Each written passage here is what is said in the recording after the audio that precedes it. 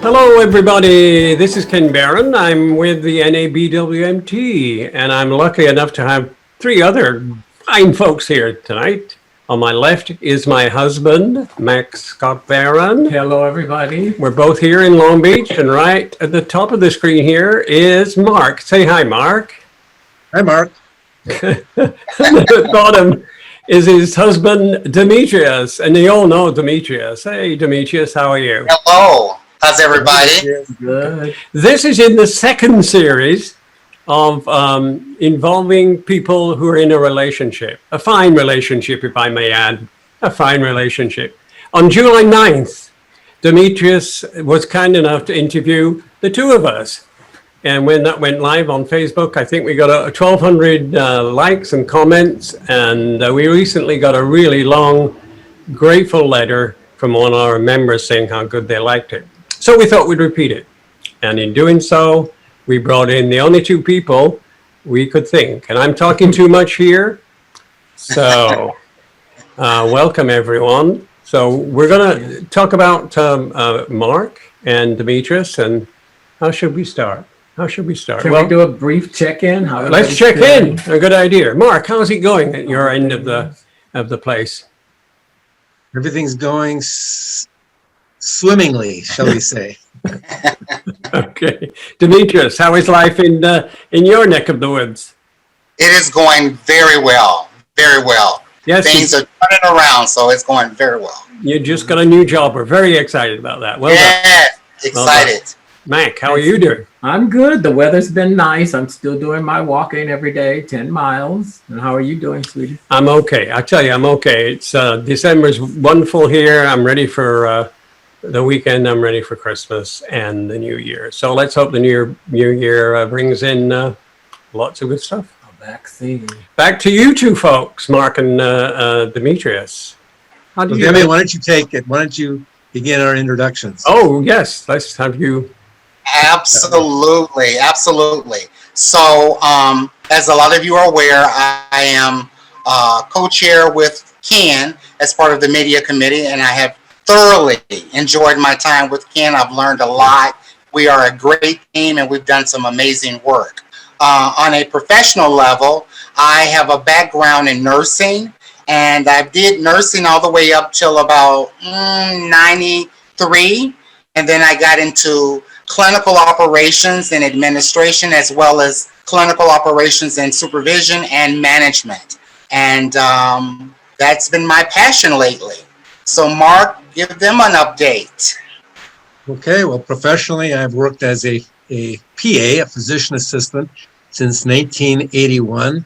And most recently, for the last 16 years at a community health center in Milwaukee, working in family medicine and HIV and urgent care. And I also do some transgender care for hormonal transitioning for men, biologic men transitioning to women and women transitioning to men.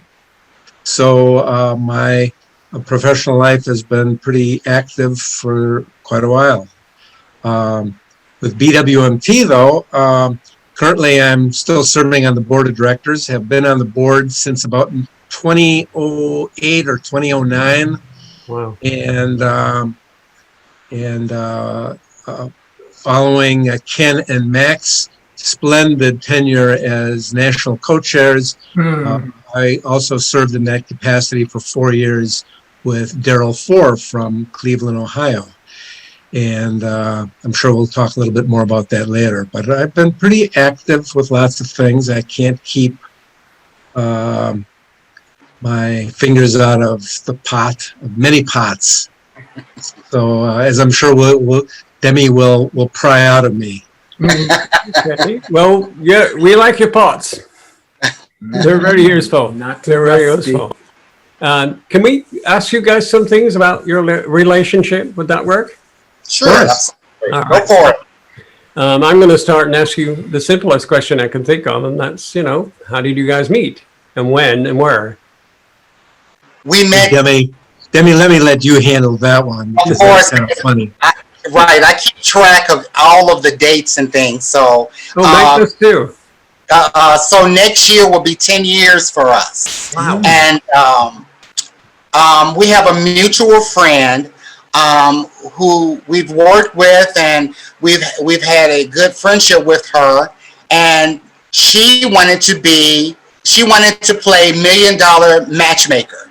And so what she did one day was she called me up and she said, Demi, I have the ideal guy I want you to meet.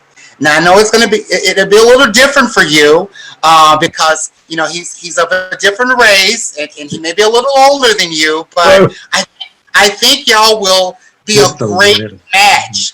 Just a little bit older. So I said, Pam, I'm really not. Her name is Pam, and I said I'm really not looking to get into a relationship. I was pretty much, doing the solo thing, had been in a relationship before. I personally felt it was something that just did not work for me. And so when you've gone through something and you've been burnt here and there, you're kind of not amped to jump into another relationship. But, after several years, I said, okay, Pam, fine. I'll come to the clinic. So she wanted me to come to the clinic, to her office. The clinic is actually where Mark works. And so she had me come to the office. What I didn't realize is she had also did the same song and spiel with Mark and had him come to her office. So here I am waiting, anticipating on, okay, who is this guy that's going to come into the room? Lo and behold, Mark dashes in like a typical provider, always on the rush. He dashes in, he kind of glances over at me, and he looks at Pam and he goes, hi, I'm Mark Behar. And I shook his hand and he said, you got a pen? You got paper? No. So he grabbed pen and paper, wrote his number, give me a call. I usually get home around 5:30. Okay, bye. Out the door. Whoa. Whoa. Whoa, that was a swift date. That's a whirlwind. So I gave him a call, and one thing led to another. I mean, we just discovered that we had a lot of things that we had in common, and it was very interesting. It was the first time that I had been in a match with someone that I found myself very compatible with and intrigued by. And, sometimes what gets me is the intelligence in your mind. And Mark has such a brilliant mind. He doesn't give himself credit for it a lot, but I was just captivated by that. And the fact that, man, we can accomplish a lot of great things together. So, that's how we met. Super. Mark, do you want to have an addendum to that, or is it all pretty? Oh, that was very complete. Very complete. So for me, you kind of went into it briefly. I was going to ask, how long have you been a couple, or is there a specific date that you consider when your relationship began? Or I had say we pretty much dated for about a year.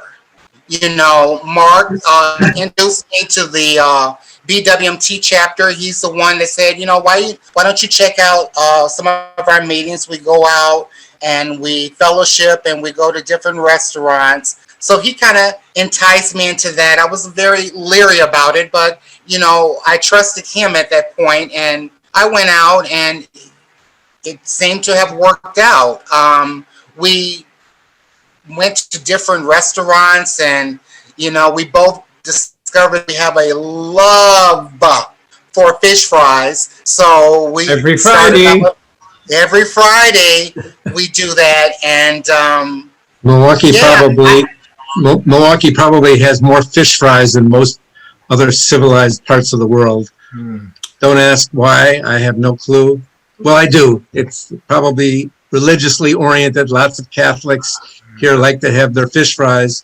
And we've had a lot of freshwater and saltwater fish that just make it over to the fryer, and they just hop in, and we all just enjoy those wonderful fish fries.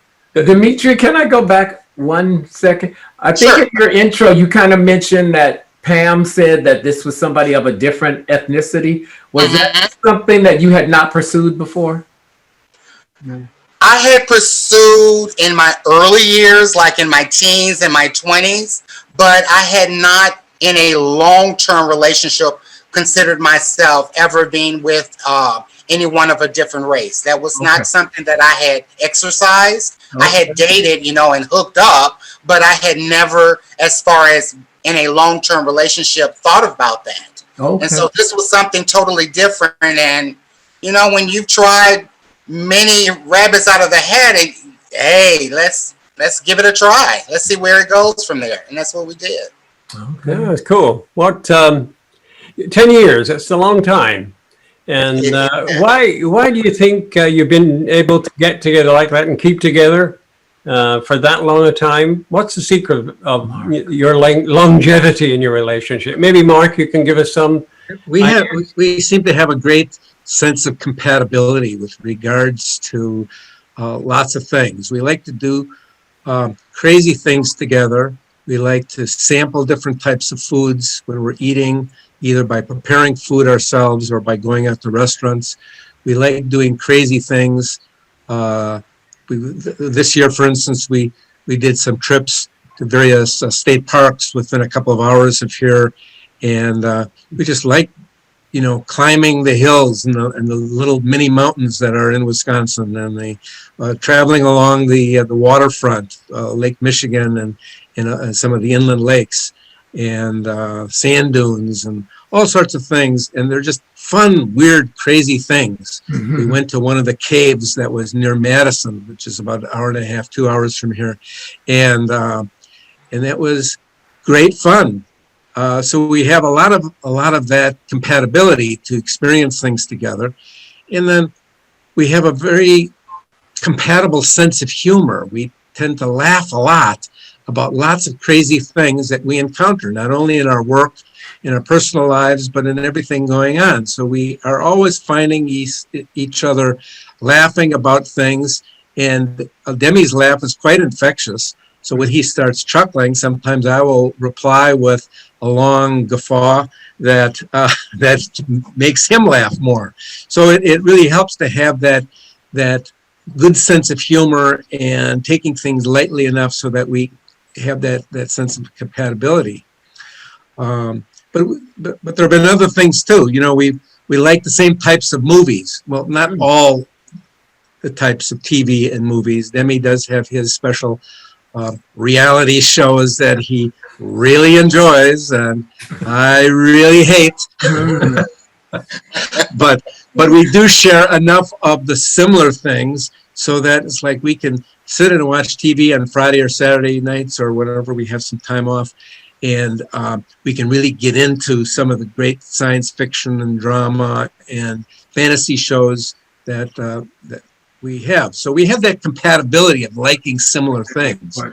A few years ago, when we went to the Reno, the National Convention in Reno, the two of us, along with one of our friends, Bethay, we decided to go ziplining in Reno, or not in Reno, but in what's that? Downtown.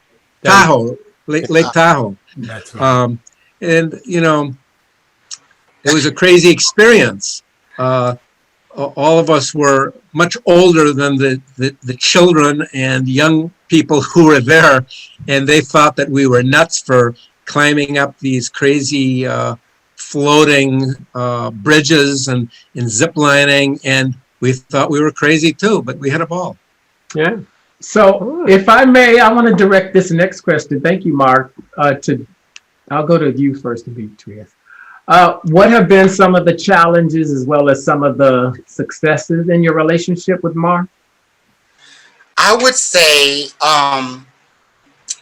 our challenge and our success kind of go hand in hand. And I'm going to explain to you, because when we share with people our dynamics, sometimes we get a look like, oh, wow, I don't think I could ever do that. And there have been other people that have said that to us.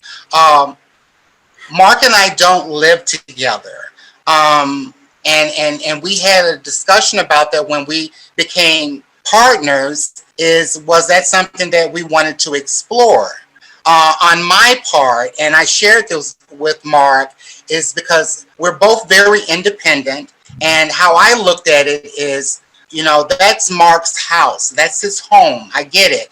And usually with partnership, you join forces. But the way I look at things is it would have been different if it was something that we established together and that we worked together to create. That would be something, and we can cherish that together.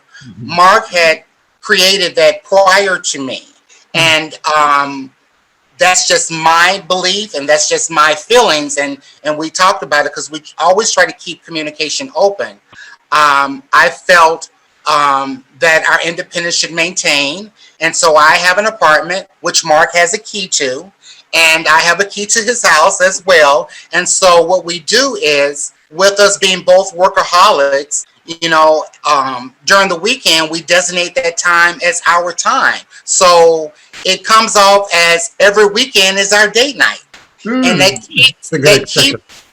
keeps our relationship fresh and brand new. And every weekend, there's something that we're talking about related to work or something that we've experienced. And trust and believe, we talk every day.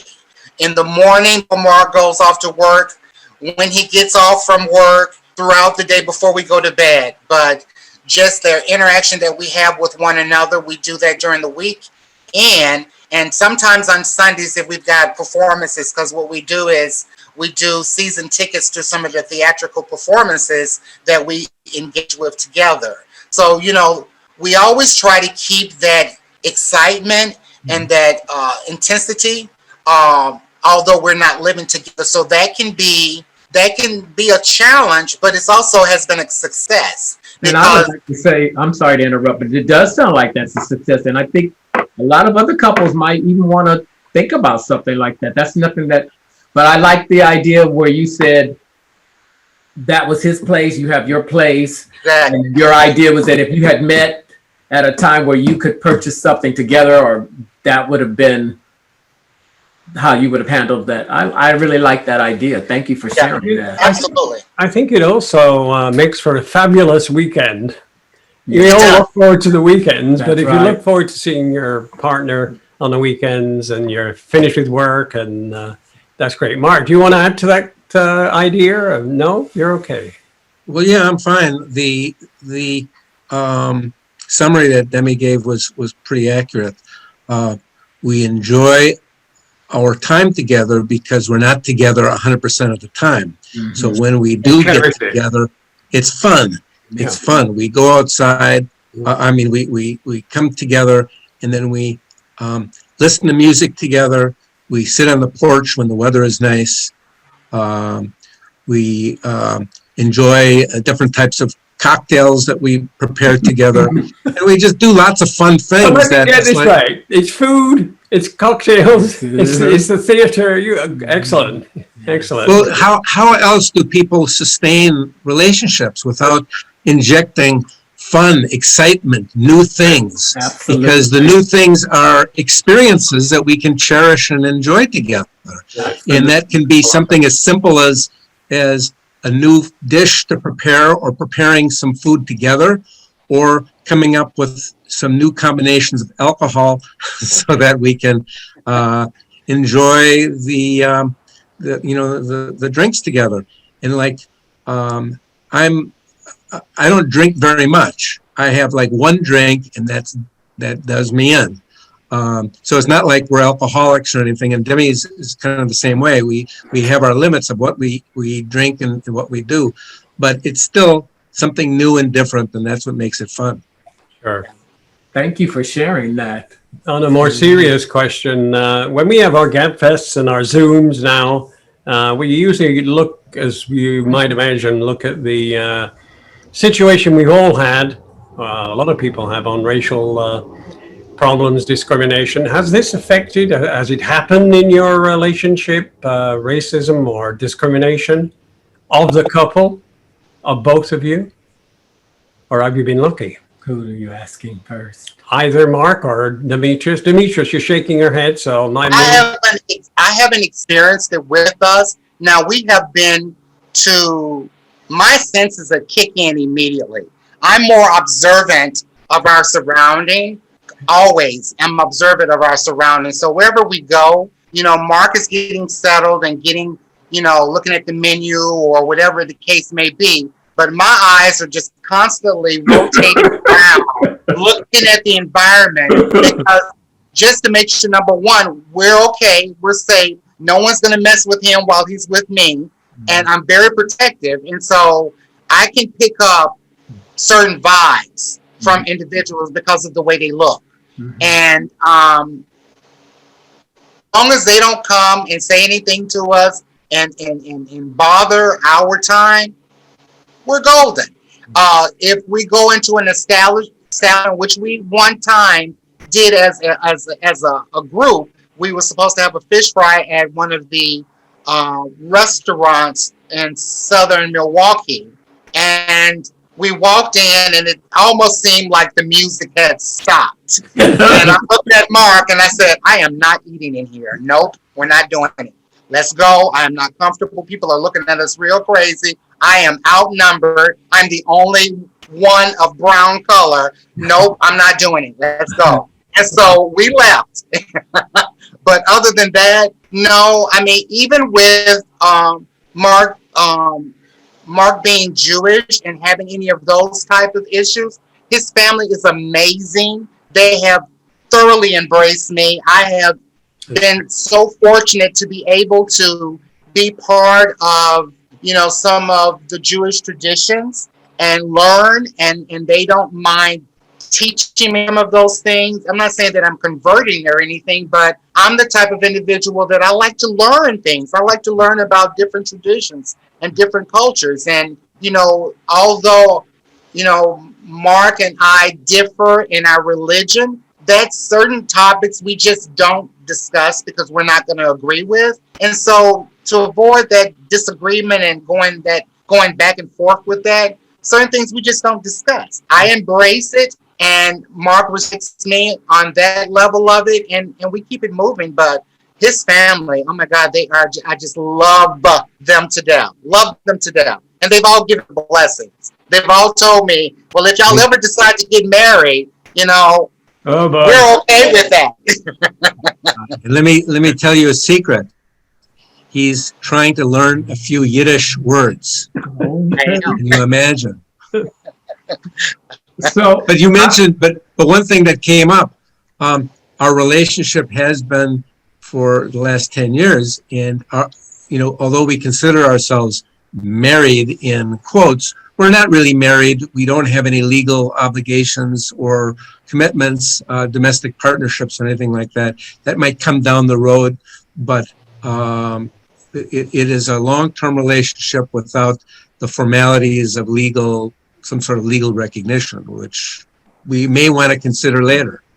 But one other thing he mentioned was these situations of our encountering potentially strange environmental things that might affect one or both of us. We're both aware that if necessary, I have that white privilege card, and he occasionally has that race card. And we will use it. And we will use it when we need to. So when we're waiting for restaurants, we're waiting, to get our table, sometimes I will go up and I'll be the one who says, and that table is ready when? And it happens quickly. And it's just silly. It's a way of adaptation to situations that we don't have a lot of control over. Sure. thank you. Can I direct the next question? I'll begin with you, Mark. Sure. How has the effects of COVID-19, how has that affected your relationship? I know in Wisconsin, cases are just like every place else in the country. So how has it affected you? Not in your, well, I guess professionally or personally, however you want to respond. Well, it's been like everybody else. It's been very stressful, and not only with patients who are affected, who have loved ones who are ill or dying, but also among ourselves. Previously, we were fairly active with the local BWMT Milwaukee chapter, and we had monthly fish fries together as a group. We had monthly Saturday night get-togethers, and we frequently also had game nights in which we went to someone's home and played games or cards or watched TV or did other stuff. And all that came to a screeching halt back in February, I think, or March of this year. And that has not resumed and probably will not until at least spring or summer of next year. Of course, the national convention where many of us have gone, both Demi and myself and several other people from the chapter have participated, that was put in a screeching halt. So that's affected our ability to socialize with other people. Occasionally, we will still do so masked up, socially distanced. And during the summer, when it was nice out, we had no problems with eating outside at restaurants and bringing in, a few other people to join us. But now that winter has come, things are pretty cold out, and we're probably going to just do most of our stuff by food that's brought into the house. So it's affected things, but we both are comfortable and have not had problems with being together when we're having our little weekend date situations. Thank you. Demetrius, would you like to add anything? Yeah, it COVID really hit me in with the effects like it did a lot of other people. My job came to an end in May as an effect of COVID, and thankfully I was able to obtain a severance that got me to 3 months of that time. But I want to interject that during that time, when you've worked in an organization for 15 plus years, you have to kind of take a moment and go, okay, what am I going to do next? It's not like anyone's hiring, but I'm a very upbeat, positive person, and I feel like when something's thrown at you, you don't just fall and crumble. You may stumble and trip up, but you get right back up and you stay positive. And having a partner that was positive and kept me motivated, and and we could bounce ideas off of one another, and he would say, well, why don't you try to do this? Did you try to apply here? And just keeping that motivation, that meant a lot. And me being so independent, I was very thankful that I was in a place financially where I didn't have to, because I'm very prideful, that I didn't have to go, honey, I need help with X, Y, and Z. Even though Mark would be there for me, that's just not my personality. I come from that school of you figured it out, or you put back for a rainy day because you never know what's going to happen. And thankfully I did that, and I was able to sustain. But, it is so important having someone that is definitely in your corner. You do find those that, oh, you don't have a job? Oh, okay. And then the phone calls stop, and people start checking up on you. And I don't trip about things like that. What I do is I see you now. So now you don't have to worry about Demetrius.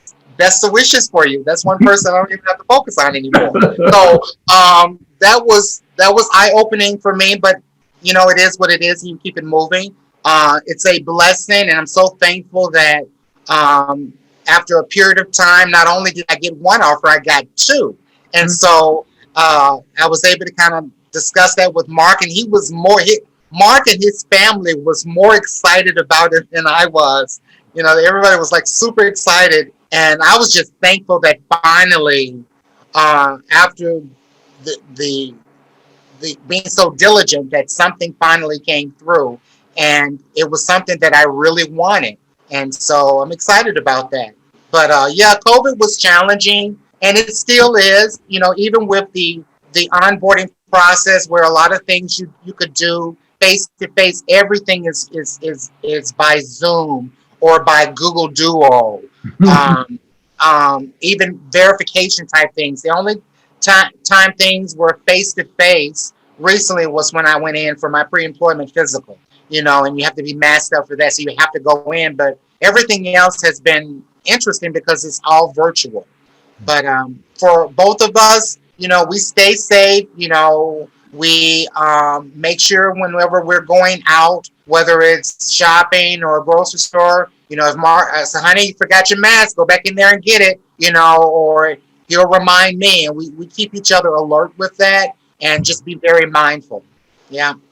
Yeah, let me just add, I followed Demetrius as we meet every week on any business. I followed his progress on this. I have to report, this guy was very, very good at accepting the interviews, planning ahead, and working really hard. And I prayed for him most of that time, and he came through for us. Congratulations, Demetrius. That's really a great achievement. Yes, thank you. So the NA involves a lot of our time, a lot of our history, and the question is, how did you guys get involved? How did you start with the NA? Demetrius, let's start with you, because I know Mark has a rich history. Yes, Mark has a rich history. I got involved through Mark.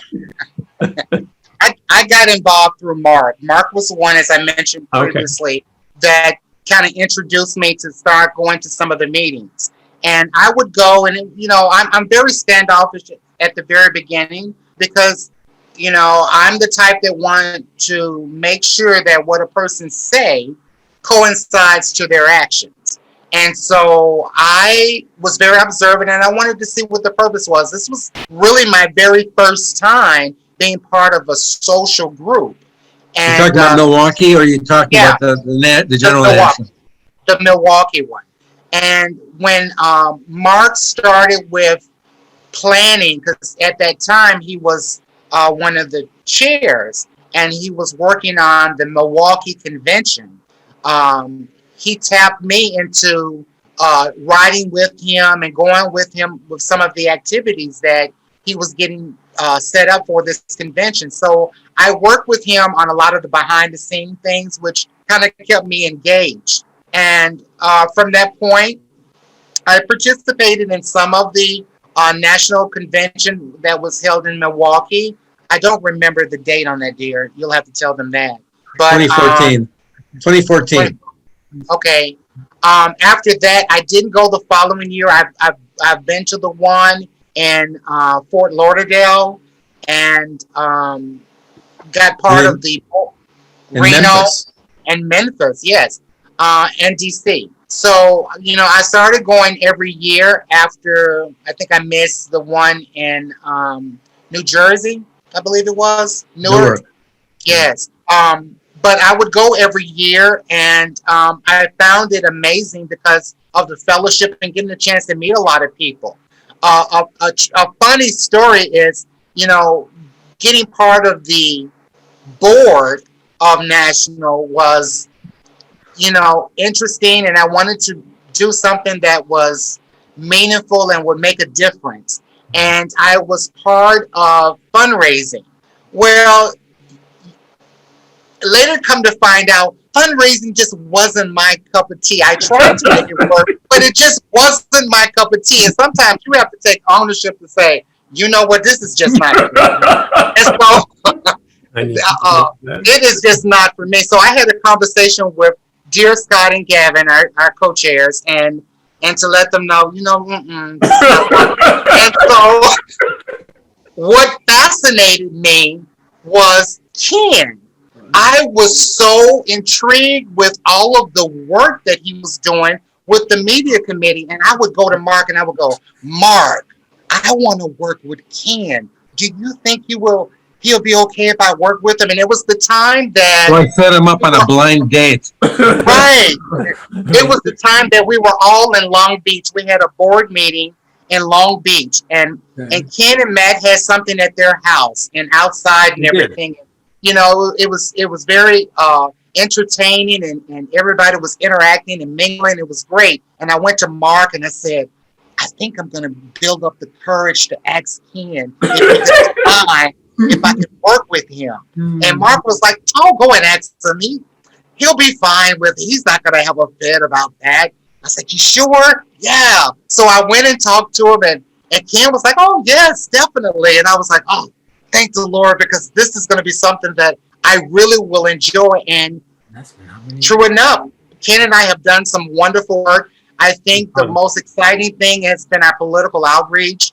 And every day I learn something great from him, and it's been amazing. So, And he yeah, learns that's the from you group. too. He learns a lot from you too, Demetrius. I need to add that. Yeah, that's true. We're a good team. We are. We're all a good team. That's fine. Mark, do you want to answer that? What's your? Can you give us the executive summary on your vast history involvement. with the NA? 10 words or less.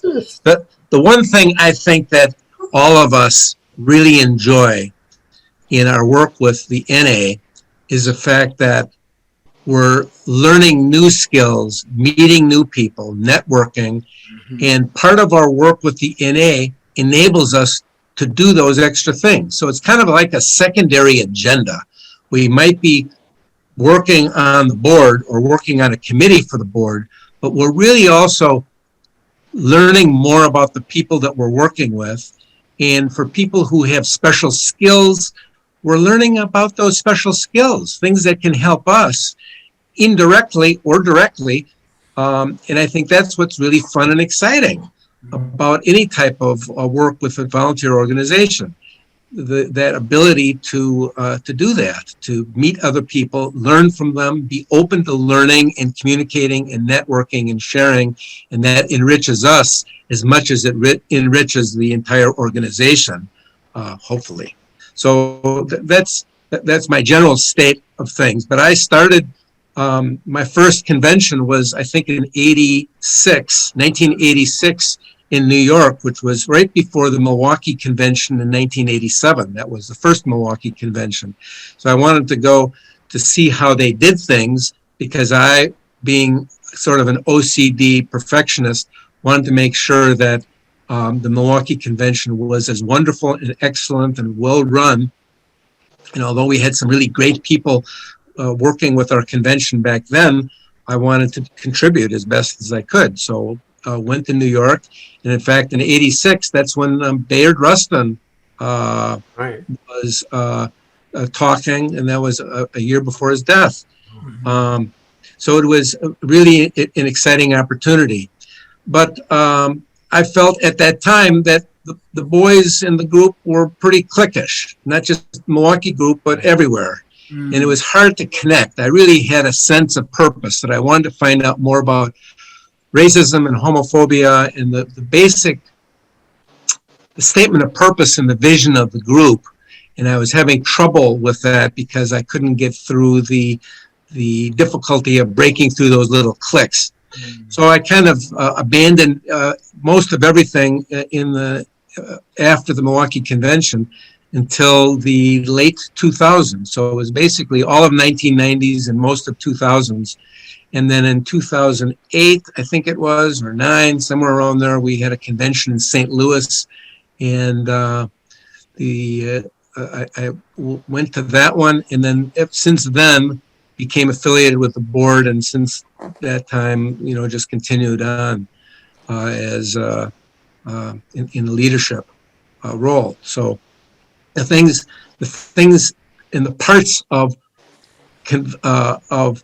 my participation were probably highlighted by the Milwaukee Convention. At that time, the national co-chairs really had the major sense of responsibility and need to put on good conventions. We didn't have a paid person who we could rely upon, or a dedicated committee aside from our own Milwaukee chapter.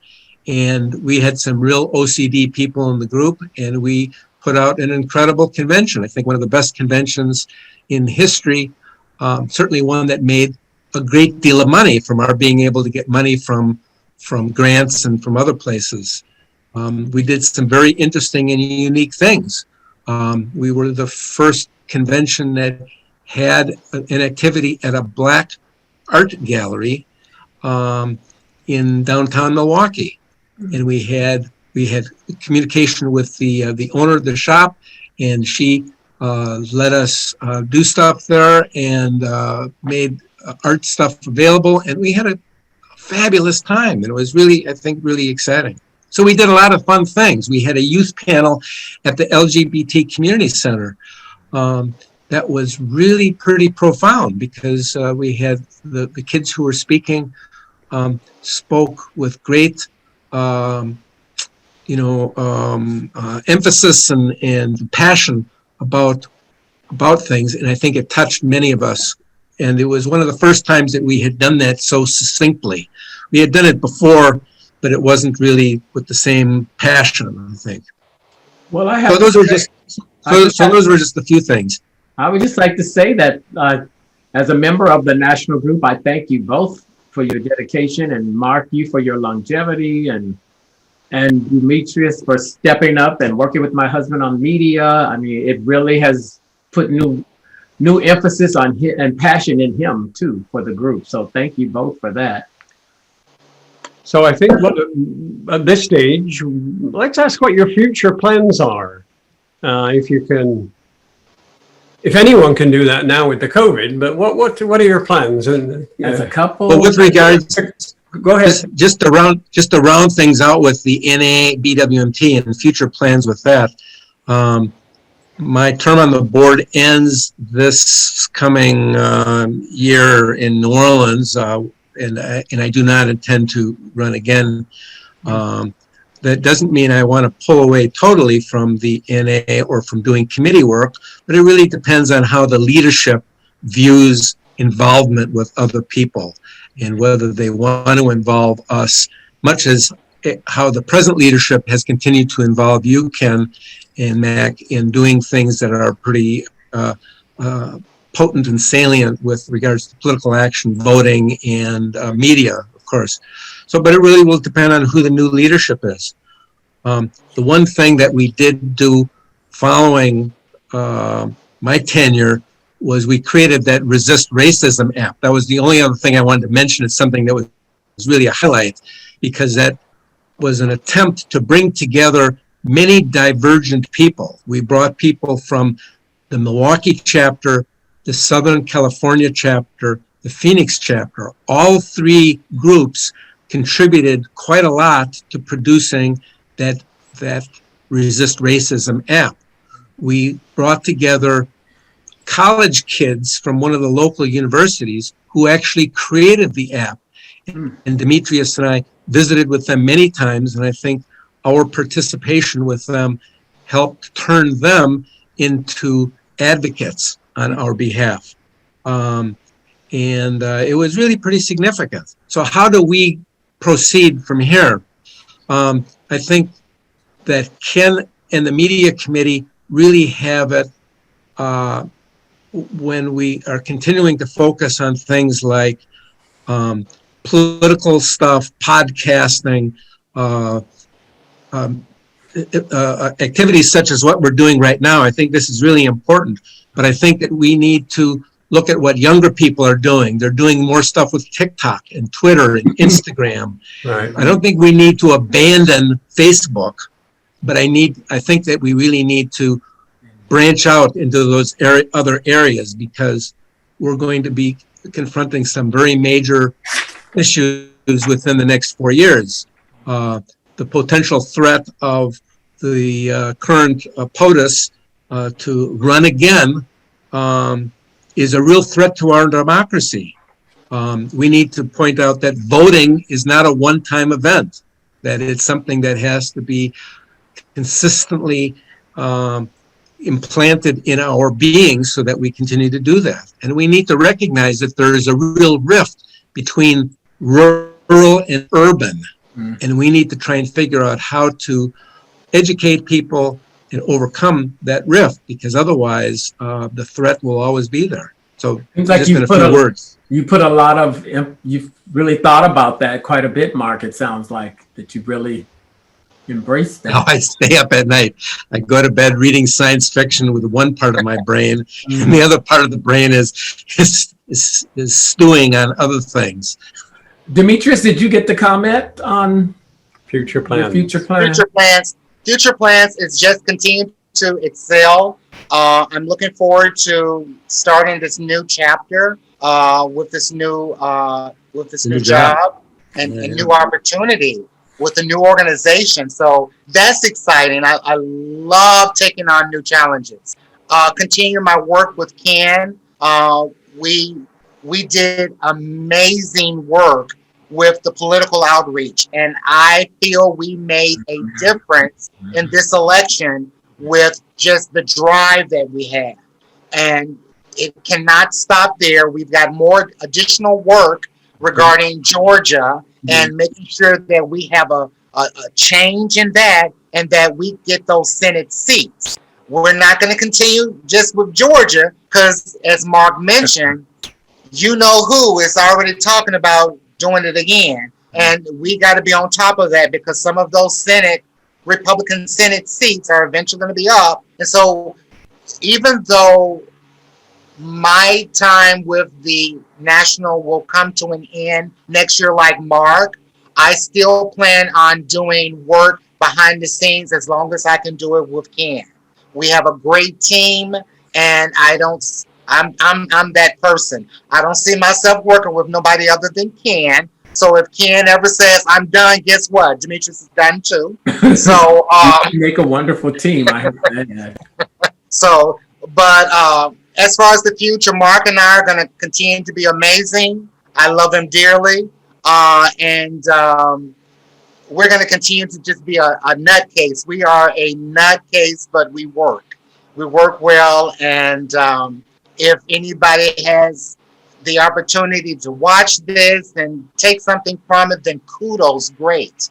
But yeah, it's all good. We're just going to take it day by day and stay positive. I'm the balance. You know, when he gets riled up and gets ready to get on this broom and take off, then I have to be that soothing voice to make us both at zen.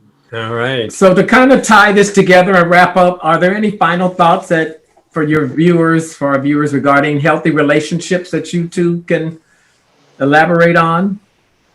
Communication. I would say the number one thing in relationship is communication. And regardless, we're not going to always agree, and we don't always agree on anything.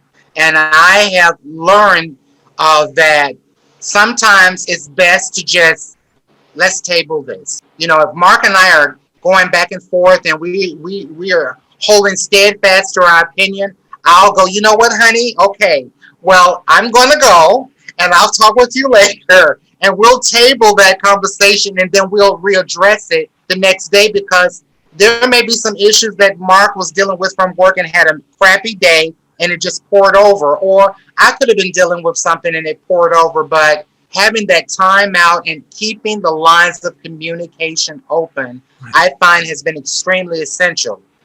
Closed mouth does not get fed, and I can't read your mind. You got to tell me what's going on with you and how you feel. And if I'm doing something inappropriately or I'm making you feel some kind of way, open your mouth and tell me. And so we've gotten to that point. So he knows to tell me, and I will tell him too. So Mark, what about you? Any final thoughts you have for our viewers about good and healthy relationships? Goals, objectives, measurable. Oh, we can only end on that one. Almost, yes. Oh, next time we'll go through that. We're having a great time here. However, like we said, good humor, good food, good alcohol occasionally, and having fun together. That's really critical, along with the effective communication. Absolutely. Excellent. It's been a great time. Yes. You guys have a really healthy relationship. This was the second in the series of relationships, and I think it went really well. We really appreciate it. Now, folks, if you want to catch more of these, go to nabwmt.org. We have Facebooks, of course, and we're on Twitter. Lots of things for you to do. You can email us at nabwmt@nabwmt.org. This is Ken Scott Barron signing off from Long Beach. And I'm Mack Scott Barron. And we have with us Demetrius from the Milwaukee, and the same. And Mark also from Milwaukee, only about a mile from each other. An important mile. All right. All right, guys. Thanks a lot, folks. Thank you. Take care. Bye. Bye.